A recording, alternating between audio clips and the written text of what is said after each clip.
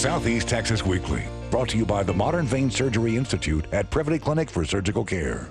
And we're back on Southeast Texas Weekly. I'm Kevin Steele. So great to have you with us to talk politics once again. Joining me to do so, State Representative Dade Phelan from Beaumont. Good to see you, sir. Thank you. Great to have you with us. Boy, it's been a while. That's right. Jeff Lewis, of course, GOP Precinct Chair, is with us once again, and James Shannon with the Beaumont Examiner here as well to offer his expertise. Good to be here. And political acumen.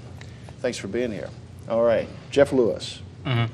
What do we think about I'll open this to the full panel, not you. What do we think about the legislative session just ended in Austin?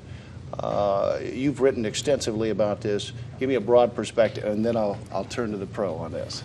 I commented early on that Governor Abbott decided to play political small ball to go after a few easily obtainable Open objectives. carry, campus carry, ethics bill. Forget, in the last election, Wendy Davis endorsed open carry. Campus carry hadn't been signed yet, and they put a lot of provisos in there. The other his major legislative priorities are relatively non-controversial, and he had enough moderate Democrats and moderate Republicans that he could pass over the objections of the left and right extremists. Tons if you and want to call them that. tons and tons You're of like tax a moderate relief. Democrat in the state of Texas. It's like a Tea Party Republican in like Ohio or something. Right? Jeff, did you see headlines that you were very proud of as a conservative from Austin this year? Did you see headlines? I didn't really see a whole lot. That was just page turning. You saw to it me. as small ball as well. Yeah, it was Even a though we fairly. had It was a fairly. Yeah, come on. It's like his first legislative session since he's been governor. I mean, this is supposed to be low key. You're not going to do anything. Shake the earth. It's not going. You're not trying to get into partisan battles to start. I mean, Well, I thought it was a pretty good Dade first Phelan session. didn't do too bad in his first venture up there. Reference the Lamar Revenue Bonds bill. You put forth a good many legislative measures, and it was a good bill. What do you make of this matter of it being small ball? That there wasn't a sensational bill that came Well, forward? we knew going into this session with a new governor, new lieutenant governor, we had a new comptroller. We had 31 members that were new in both the House and the Senate. Mm-hmm. And that's on piggybacking two previous sessions where there basically been about 2/3 turnover in the legislature over the last 6 years now. So really you have a lot of new talent. And everyone's kind of feeling each other out. I wouldn't say that it was necessarily small ball. If you were on the floor when campus carry was brought up, or if you were on the floor when judicial bypass for abortions was brought up, it was anything but kumbaya. And I feel the same way about open carry. There was when a fist fight nearly breaks out, something's emotional. there were two fist fights that broke out on the last night of House Bill. Well, you have Wendy Davis and Greg Abbott in the campaign, both endorsing open carry. Yeah. It's a pretty much done deal. Now, granted, as I've written, the open carry supporters almost managed to snatch defeat from the jaws of victory when they showed up at the House in the Capitol on the opening day, swarmed the place, banging on walls, intimidating lawmakers. Yeah. One of whom actually his aide taped the thing. Kind of like the SEIU in Wisconsin. What were you most proud of from what you got to work on most directly? I was fortunate enough to be on appropriations, and as a freshman, that was an honor. And it was a lot of work, and I'm glad it kept me busy up there during those 140 days. But I think the budget that was crafted this session is something to be very proud of. You returned $4 billion to the taxpayers by way of property tax relief, primarily. I guess we could say. Well, primarily, I say 2/3 was franchise and 1/3 property tax. Okay, there we go. Yeah. I will say that going into this session, there's a group of 14 conservative think tanks who came up with a number that they thought was appropriate to spend, and it's basically inflation plus population growth. They pegged it at 6.5%. We, with all numbers in federal funding and state funding, we're at 5.8%. So we actually came in below their estimate. They were surprised we were able to do that. Given the opportunity to do it all by yourself as governor of Texas or something to that effect, would you have put more back into education?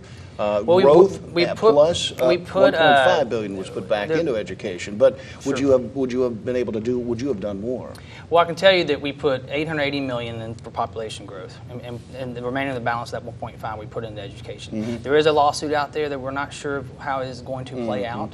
I can also tell you that there is $6 billion left unspent should we have to come back for a special session. to satisfy the Supreme Is there any Court talk of precedent. that at this point? Pardon me? Is there talk of a special session? It's anyone's guess. I think at this point we go into the next session to tackle school finance.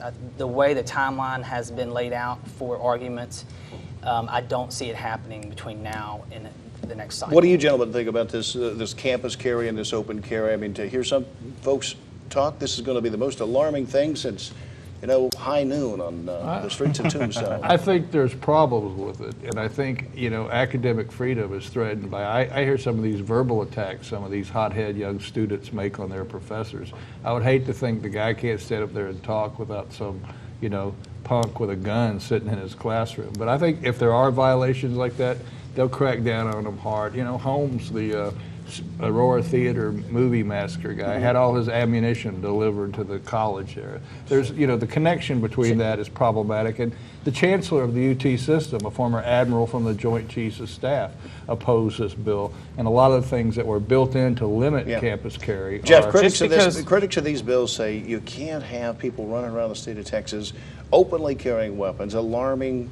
Just because some people are carrying weapons does not mean that it's complete, chaos and that you can do this everywhere. I mean, you still can't carry them into banks. I mean, there's places you can restrict. You can restrict if you own the property, you can restrict carry. It's just a matter of, what's appropriate. I'm okay? not even sure. And we're having that I'm not discussion even sure that's still. the law. I think I don't know that banks are exempted. Let me say this before we get out of here. Private property owners. In this session, Representative Phelan here is our local guy, and I watched him pretty closely, to see if he stepped in it. Right, But right. He spent a number of years on Tommy Williams, Senator Williams' staff, Yeah. and he knew what was going on up there. And a couple of times when I saw him in Austin, never saw him misstep. I have a lot of admiration for him. Final So congrats, point. Did Dave. you hear an argument from the critics of the either open carry bill and or the campus carry bill? Did you hear an argument that you saw? They gave me pause.